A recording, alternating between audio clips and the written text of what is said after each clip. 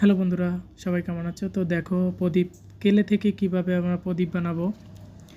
তো দেখো, তো এখানে আমরা গিয়ে প্রদীপ বানিয়ে নিয়েছি, গোল করে নিচ্ছি, তারপরে প্রদীপের মতো করে নেব।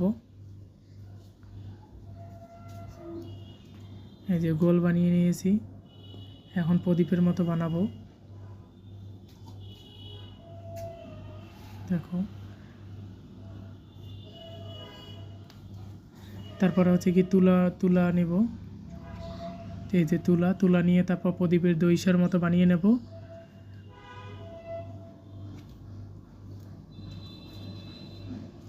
দেখো, প্রদীপের দইসার মতো বানিয়ে নিয়েছি।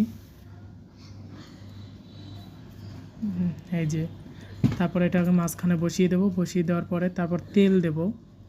সরিষার তেল নিয়ে নিয়েছি আমরা। দেখো, সরিষার তেল নিয়ে নিয়েছি। এই যে সরিষার তেল নেওয়ার পরে জ্বলাই দিছি। দেখো এখন কত সুন্দর, বিপদমুক্ত। তো এটা পড়বে না, লড়বে না, চড়বে না। দেখো,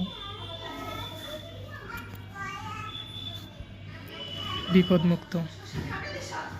তো ভালো লাগলে লাইক, কমেন্ট, শেয়ার করে দেবেন।